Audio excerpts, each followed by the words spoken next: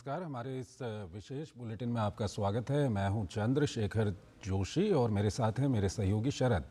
तो आइए शुरुआत करते हैं और सबसे पहले आपको दिखाते हैं इस वक्त की हेडलाइंस। प्रधानमंत्री नरेंद्र मोदी ने भारत मोबिलिटी ग्लोबल एक्सपो का किया उद्घाटन। कहा, मोबिलिटी सेक्टर के ट्रांसफॉर्मेशन से तेज होगी विकसित भारत की यात्रा।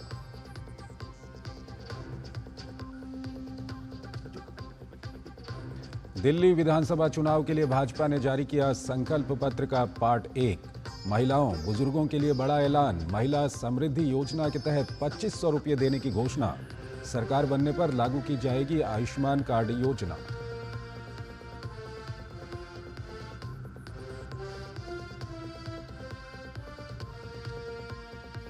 बसपा ने दिल्ली विधानसभा चुनाव के लिए 69 उम्मीदवारों की जारी की सूची। सुहेलदेव भारतीय समाज पार्टी ने 3 सीटों पर की उम्मीदवारों की घोषणा।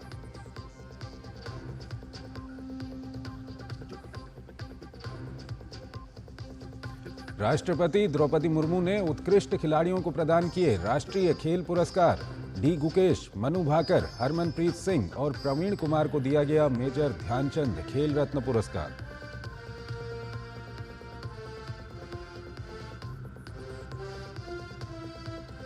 और संचार साथी ऐप की शुरुआत। मोबाइल पर आने वाली कॉल के जरिए होने वाले फ्रॉड से बचाने में होगी मददगार। केंद्रीय संचार मंत्री ज्योतिरादित्य सिंधिया ने राष्ट्रीय ब्रॉडबैंड अभियान 2.0 का विजन डॉक्यूमेंट किया जारी।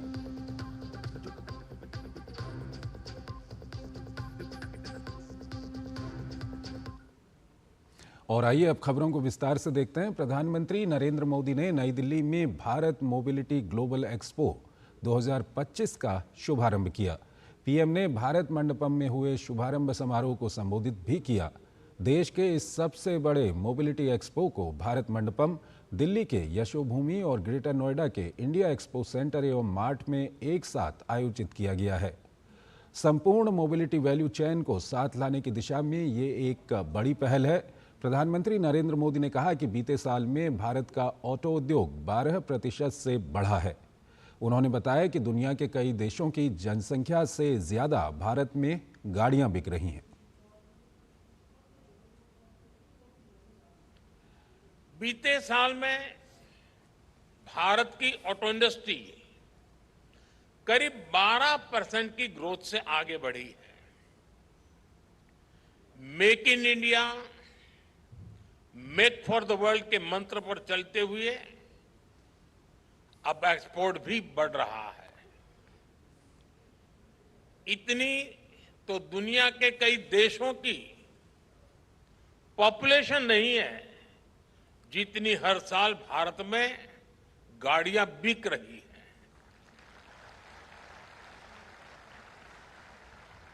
एक साल में करीब 2.5 करोड़ गाड़ियां बिकना ये दिखाता है कि भारत में डिमांड लगातार कैसे बढ़ रही है। प्रधानमंत्री ने कहा कि देश में मध्यम वर्ग के बढ़ते दायरे और शहरीकरण के साथ ही मेक इन इंडिया की नीति से ऑटो उद्योग को बढ़ावा मिल रहा है। भारत की सबसे बड़ी युवा आबादी, मिडिल क्लास का लगातार बढ़ता दायरा, तेजी से होता अर्बनाइजेशन, भारत में बन रहा आधुनिक इंफ्रास्ट्रक्चर, मेक इन इंडिया से अफोर्डेबल व्हीकल, ये सारे फैक्टर्स भारत में ऑटो सेक्टर की ग्रोथ को पुश करने वाले हैं, नई ताकत देने वाले हैं। प्रधानमंत्री ने कहा कि भारत के ऑटोमोटिव इंडस्ट्री को पीएलआई योजना से मदद मिली है। उन्होंने बताया कि ऑटोमोटिव क्षेत्र में 1.5 लाख से ज्यादा नौकरियां पैदा हुई हैं। भारत में ऑटो इंडस्ट्री के विकास की संभावनाओं में मेक इन इंडिया की मजबूती का भी बड़ा रोल है। मेक इन इंडिया अभियान को पीएलआई स्कीम से नई गति मिली है। पीएलआई स्कीम ने 2.25 लाख करोड़ रुपए से अधिक की सेल में मदद की है।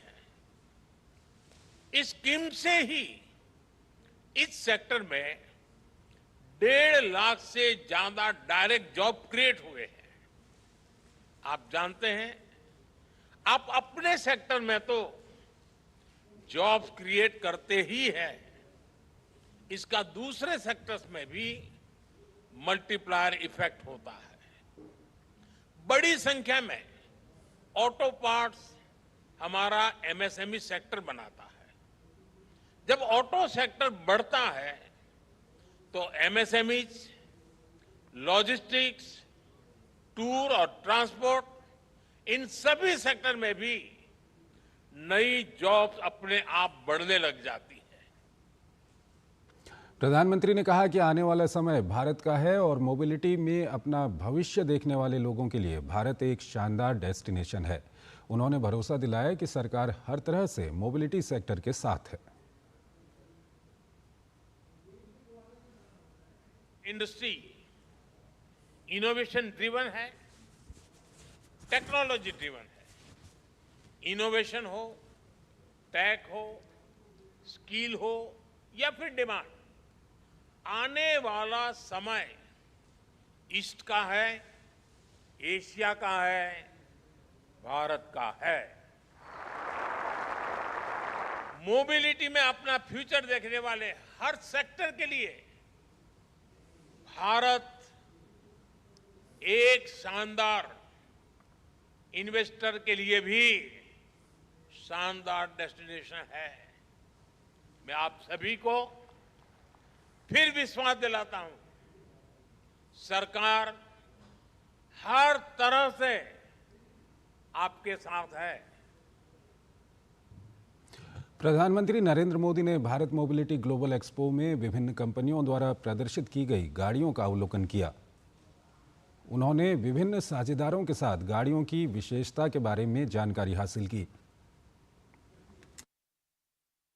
गौरतलब है कि इस साल के भारत मोबिलिटी ग्लोबल एक्सपो में देश विदेश की कई नामी गिरामी कंपनियां हिस्सा ले रही हैं।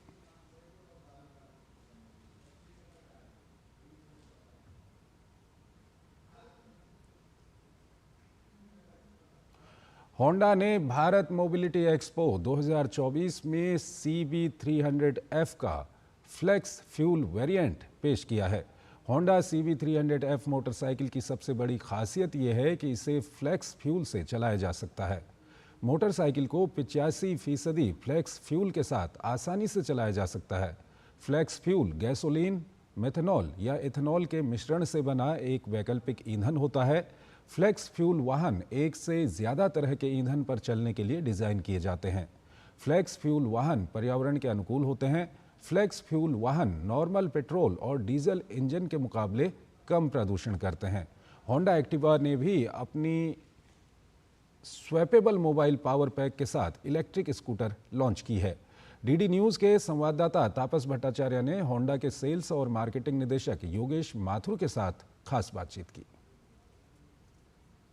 टू व्हीलर सेगमेंट में होंडा जो है एक बहुत बड़ी भूमिका निभा रहा है और कोशिश की जा रही है कि किस तरीके से ईवी में तब्दील हो। ये सारी कंपनियां उसमें लगातार कोशिश कर रहे हैं। बात करने के लिए मेरे साथ इस बात मौजूद है होंडा के सीनियर अधिकारी। ये हम देख पा रहे हैं कुछ बैटरीज लगी हुई है, ये क्या है थोड़ा बताएं।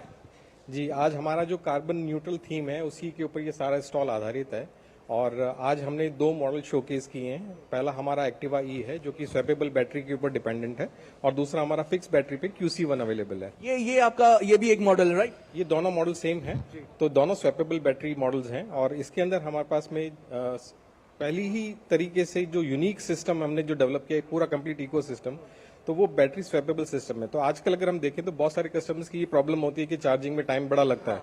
सो टू अवॉइड दैट थिंग हमने ये कोशिश की है कि with in a minute they can come और एक्सचेंज कर सकते हैं अपनी बैटरी। भारत कोशिश कर रहा है कि 20% इथेनॉल ब्लेंडिंग अगले 2 महीने में हासिल कर ले, इसका जो लक्ष्य है। लेकिन इसके साथ साथ फ्लेक्स फ्यूल ब्लेंडिंग यानी कि करीब 80% इथेनॉल ब्लेंडेड फ्यूल जो है देश में लेके आने की बात की जा रही है। ये बाइक है, आप देखिए CB300F, ये है फ्लेक्स फ्यूल। जी हाँ, इथेनॉल 80% ब्लेंडेड पेट्रोल जो है इस पे यूज हो सकता है। अगला जो लक्ष्य है भारत का वो है फ्लेक्स व्हील यानी कि ऑलमोस्ट 80% लेके आने के लिए भारत की पहली बाइक है जो ऑलरेडी अवेलेबल है फॉर सेल। बाकी सभी ने अनाउंस किया है, बट हमने ऑलरेडी बेचना शुरू कर दिया है। ग्रीन मोबिलिटी ये जो है ये इस भारत मोबिलिटी का बहुत बड़ा मेजर थीम है। होंडा उसमें एक अहम भूमिका निभा रहा है। कैमरा पर्सन मॉन्टी के साथ मैं तापस भट्टाचार्य, दूरदर्शन समाचार, दिल्ली। भाजपा के राष्ट्रीय अध्यक्ष जेपी नड्डा ने दिल्ली विधानसभा चुनाव को लेकर पार्टी के संकल्प पत्र के पहले भाग को जारी किया। इस दौरान उन्होंने कहा कि दिल्ली में जन कल्याण की चल रही वर्तमान योजनाएं उनकी सरकार बनने के बाद भी जारी रहेंगी। योजनाओं से जुड़ी सुविधाओं को मजबूत और उनमें सुधार किया जाएगा। उनको भ्रष्टाचार मुक्त भी किया जाएगा। जो दिल्ली में जन कल्याण की योजनाएं चल रही हैं, वह सारी योजनाएं भारतीय जनता पार्टी की सरकार बनने पर जारी रहेंगी और वह ज्यादा कारगर तरीके से, मोर इफेक्टिवली और उसका सुदृढ़ीकरण किया जाएगा। अभी जो स्कीम्स चल रही हैं उसका जो रिजल्ट निकलना चाहिए। अब ट्रांसपोर्ट की बात कीजिए, आपने फ्री तो कर दिया, लेकिन बसेस कितनी बढ़ाई, ट्रांसपोर्टेशन की फैसिलिटी कितनी बढ़ाई। सो लास्ट माइल डिलीवरी, इसलिए हम उसको सुदृढ़ीकरण भी करेंगे और साथ में भ्रष्टाचार मुक्त करेंगे। जेपी नड्डा ने कहा कि महिलाओं को सशक्त करना हमारी प्राथमिकता है। महिला सम्मान का जो वादा किया है वो पूरा किया। समाज के हर वर्ग पर हमारा फोकस है। दिल्ली में महिला समृद्धि योजना के तहत प्रति महीने 2500 दिए जाएंगे। महिला समृद्धि योजना के तहत प्रति माह 2500 रुपए महिलाओं को दिया जाएगा और पहली कैबिनेट मीटिंग में महिला समृद्धि योजना फर्स्ट कैबिनेट मीटिंग में पारित किया जाएगा। एलपीजी के सिलेंडर में जो हमारी गरीब बहनें हैं, जो गरीब परिवार हैं, उनको 500 रुपए का सिलेंडर पर सब्सिडी दी जाएगी और साथ ही साथ होली और दिवाली में 1 सिलेंडर ईच, यह मुफ्त दी जाएगी, फ्री सिलेंडर दिया जाएगा, इसको प्रोवाइड किया जाएगा। मातृ सुरक्षा वंदना योजना को और इम्प्रेसिव और उसको ताकत देने के लिए, उसको और शक्ति देने के लिए 6 न्यूट्रिशनल किट्स दिया जाएगा और साथ में 21,000 रुपए प्रति प्रेग्नेंट मदर को चीफ मिनिस्टर के मातृत्व सुरक्षा योजना के तहत वह भी दिया जाएगा। भाजपा के संकल्प पत्र के पहले भाग को जारी करते हुए जेपी नड्डा ने कहा कि दिल्ली में बेहतर स्वास्थ्य से उपलब्ध कराने के लिए आयुष्मान भारत योजना को लागू किया जाएगा। योजना के तहत दिल्ली सरकार अलग से 5 लाख का बीमा करेगी, जबकि 5 लाख का बीमा केंद्र सरकार देगी। 70 साल से अधिक आयु के लोगों को 10 लाख रुपए का बीमा दिया जाएगा। हमारी सरकार बनेगी और प्रथम कैबिनेट में हम आयुष्मान भारत केंद्र सरकार की लागू करेंगे 51 लाख लोगों पर और उसके साथ साथ 5 लाख रुपए का एडिशनल हेल्थ कवर देंगे, उसको भी हम बताना चाहते हैं। साथ ही साथ प्रधानमंत्री वय वंदन योजना का 5 लाख रुपए, जिनकी उम्र 70 साल से टिल डेथ, उनको 5 लाख रुपए और उस पर दिल्ली सरकार 5 लाख रुपए और जोड़ेगी, तो उनको भी 10 लाख रुपए का एडिशनल बेनिफिट दिया जाएगा। इस तरीके से आयुष्मान भारत को हम लागू करेंगे। जेपी नड्डा ने कहा कि 60 से 70 साल के लोगों की पेंशन में 500 रुपये की बढ़ोतरी की जाएगी और 70 साल से अधिक उम्र के लोगों और अन्य श्रेणी के लोगों को 2,500 के बजाय 3,000 रुपये पेंशन दी जाएगी। हमारी सरकार 60 से 70 वर्ष के बुजुर्गों के लिए, एल्डर सिटीजन्स के लिए, उनकी सीनियर सिटीजन्स की जो पेंशन है उसको 2,000 से 2,050, 500, 2,500 प्रति माह कर दिया जाएगा। और उसी तरीके से सीनियर सिटीजन्स जो 70 साल से ऊपर के हैं और जो हमारे विधवा बहनें हैं और जो हमारे सीनियर सिटीजन्स हैं, और जो हमारे स्पेशल एबल्ड लोग हैं उनको, जो डेस्टिट्यूट हैं, उन सबको 3,000 रुपए यानी 2,500 से बढ़ाकर उनकी पेंशन को 3,000 रुपए कर दिया जाएगा। दिल्ली में विधानसभा चुनाव को लेकर सियासी जंग तेज हो गई है। इसी बीच दिल्ली भाजपा के अध्यक्ष वीरेंद्र सचदेवा की मौजूदगी में आम आदमी पार्टी के पार्षद रविंद्र सोलंकी और नरेंद्र गिरसा भाजपा में शामिल हुए। रविंद्र सोलंकी बापरोला से पार्षद हैं, वहीं नरेंद्र गिरसा मंगलापुरी से पार्षद हैं। आप नेताओं के पार्टी में शामिल होने पर पश्चिमी दिल्ली से भाजपा सांसद कमलजीत सहरावत ने कहा कि जो वादे किए गए हैं उन्हें पूरा किया जाएगा। दिल्ली में चुनाव से पहले आम आदमी पार्टी के संयोजक केजरीवाल ने पीएम मोदी को पत्र लिख स्टूडेंट्स को मेट्रो में 50% छूट देने की मांग की है। केजरीवाल ने प्रेस वार्ता कर कहा कि छात्रों को मेट्रो में रियायत देने से जो खर्चा आएगा उसको दिल्ली सरकार और केंद्र सरकार के बीच बराबर बराबर वहन किया जाएगा। प्रधानमंत्री जी को चिट्ठी लिखी है कि हमें स्टूडेंट्स को 50% कंसेशन देना चाहिए मेट्रो के फेयर में, और इसकी वजह से जो खर्चा आएगा रियायत देने की वजह से, उस खर्चे को दिल्ली सरकार और केंद्र सरकार के बीच में 50% 50-50 के रेशो में शेयर किया जाए। और मैं उम्मीद करता हूं कि हमारे बच्चों के लिए, युवाओं के लिए प्रधानमंत्री जी इसे जरूर स्वीकार करेंगे और चुनाव खत्म होने के बाद हम बसों में फ्री बस सफर कर देंगे स्टूडेंट्स का, और मेट्रो के अंदर 50% कंसेशन बच्चों को हम देंगे।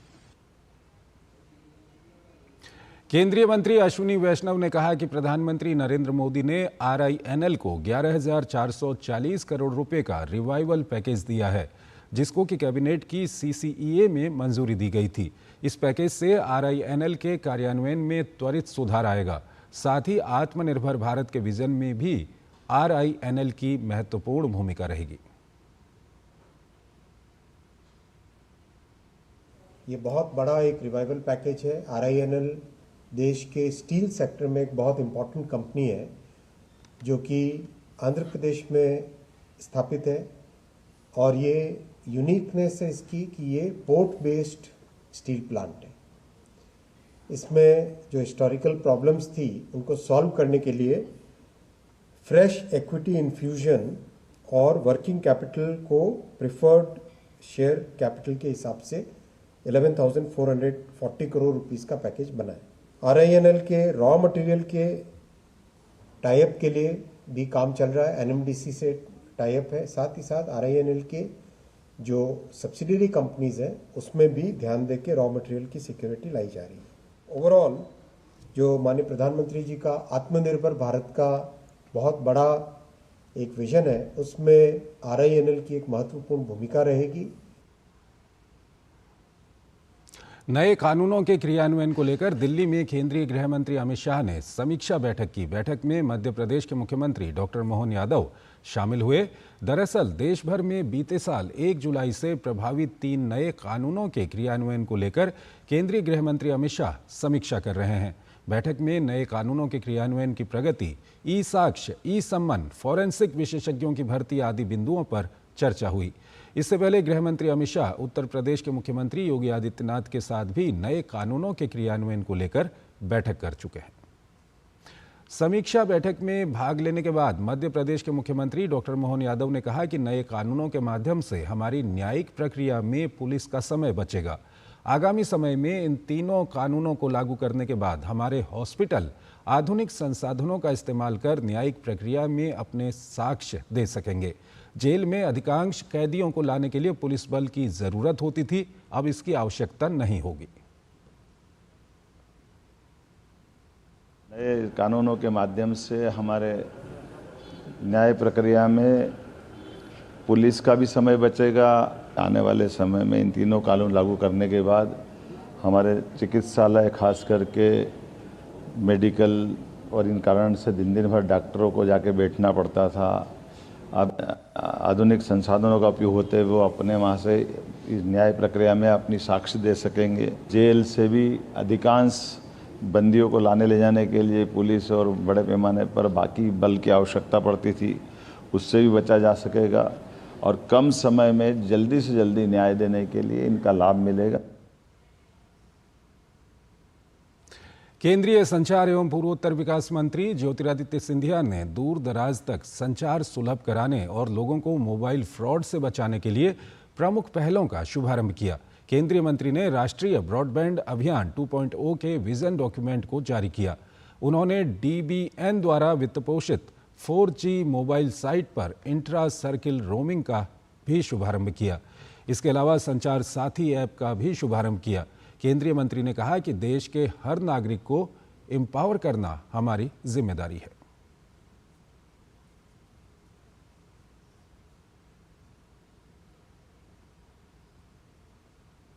NBM 2.0 जिसका विजन आज हमने लॉन्च किया है, 2,70,000 गांवों को अब हम जोड़ने जा रहे हैं। पिछले 10 वर्षों में प्रधानमंत्री जी के नेतृत्व में जहां केवल 10 lakh route kilometres OFC fibre का पूर्ण देश में था, आज प्रधानमंत्री जी के नेतृत्व में वो 4 गुना बढ़ के 42 लाख रूट किलोमीटर हो चुका है। नेशनल ब्रॉडबैंड मिशन के आधार पर एक एक नागरिक को सशक्त बनाना, यही प्रधानमंत्री जी की विचारधारा है, जो अब क्रियान्वयन NBM 2.0 के द्वारा हो रही है।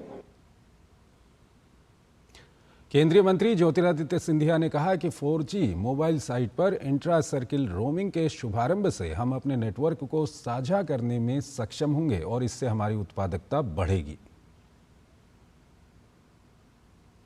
On the basis of that fundamental premise, look at a concept of intra-operator roaming capability. To be able to share our networks. And by sharing our networks, increasing our productivity, increasing our return on investment, increasing our return on capital employed. भारतीय मजदूर संघ ने केंद्र सरकार द्वारा 8वें वेतन आयोग के गठन की घोषणा का स्वागत किया है। BMS नेता गिरीश चंद्र आर्य ने DD न्यूज से बात करते हुए कहा कि सरकार के इस कदम से लाखों कर्मचारियों और पेंशन भोगियों को लाभ मिलेगा।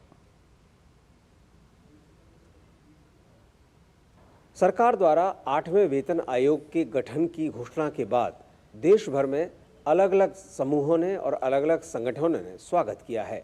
ऐसे ही एक संगठन भारतीय मजदूर संघ ने भी इसका स्वागत किया है और इनकी लंबे समय से मांग चली आ रही थी। इस समय हमारे साथ गिरीश चंद्र आर्य जी हैं, जो कि भारतीय मजदूर संघ के वरिष्ठ पदाधिकारी हैं। सर, जिस तरीके से अभी सरकार ने घोषणा की है, आप लोगों की क्या मांगें थी और कितने संतुष्ट हैं आप इन सब से? ये जो कल घोषणा हुई है वेतन आयोग की, ये खुशी की बात यह है कि जब अश्विनी वैष्णव जी इसकी घोषणा कर रहे थे तो उन्होंने कहा कि ये कैबिनेट का एजेंडा नहीं था, तो कैबिनेट होने के बाद में प्रधानमंत्री जी ने स्वयं इसमें अपना लेकर के इनिशिएटिव और इसकी जो है घोषणा की कि 8th पे कमीशन की मैं घोषणा करता हूँ।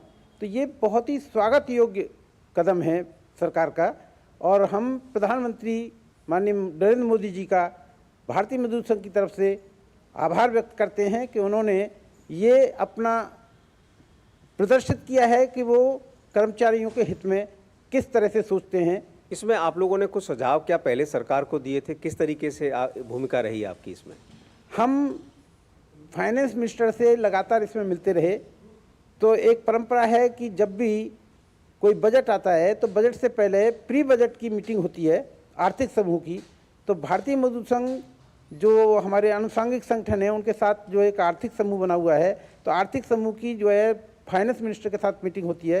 तो अभी हाल में ही 10 तारीख को जो मीटिंग आर्थिक समूह की हुई, तो उसमें हमारी मुख्य मांग जो है, एक मुख्य मांगों में से एक मांग ये भी थी कि वेतन आयोग 8th कमीशन का तुरंत जो है घोषणा हो। तो इतनी जल्दी अगर वास्तविकता में सोचें तो इतनी जल्दी हमने भी कल्पना नहीं की थी जितनी जल्दी किया है, इसलिए इसकी जितनी प्रशंसा की जाए कम है। तो हमने बात की भारतीय मजदूर संघ से, जो 8वें वेतन आयोग की सिफारिशों को लेकर काफ़ी उत्साहित है और ये मानता है कि आने वाले समय में जो भी सिफारिशें होंगी वो ज़्यादा से ज़्यादा कर्मचारियों और पेंशन भोगियों के हितकारी होंगी। कैमरामैन विश्वबंधु के साथ Rishi Kumar, DD news, Delhi. Supreme court ने आत्महत्या के लिए उकसाने वाली धाराओं के इस्तेमाल को लेकर सख्त टिप्पणी की है। सुप्रीम कोर्ट ने आत्महत्या से जुड़े एक मामले की सुनवाई करते हुए कहा कि इस धारा को सिर्फ परेशान परिवार की भावनाओं को शांत करने के लिए लागू नहीं किया जा सकता है। सुप्रीम कोर्ट ने आत्महत्या के लिए उकसाने के मामले में आरोपियों के खिलाफ कार्रवाई करते समय पुलिस और ट्रायल कोर्ट को अतिरिक्त सतर्कता बरतने की सलाह दी है। सुप्रीम कोर्ट ने यह फैसला एक बैंक मैनेजर को आईपीसी की धारा 306 आत्महत्या के लिए उकसाने के आरोप से बरी करते समय दिया। बैंक मैनेजर पर आरोप था कि उन्होंने एक व्यक्ति पर बैंक का कर्ज चुकता करने के लिए दबाव बनाया, जिसके चलते उसने आत्महत्या कर ली। कोर्ट ने कहा कि इस केस में बैंक मैनेजर की मंशा लोन लेने वाले इंसान को आत्महत्या के लिए उकसाने की नहीं थी। ऐसे में मैनेजर के खिलाफ आत्महत्या के लिए उकसाने का मामला नहीं बनता था। तो इस बुलेटिन में फिलहाल इतना ही। आप बने रहिए डीडी न्यूज़ के साथ। नमस्कार।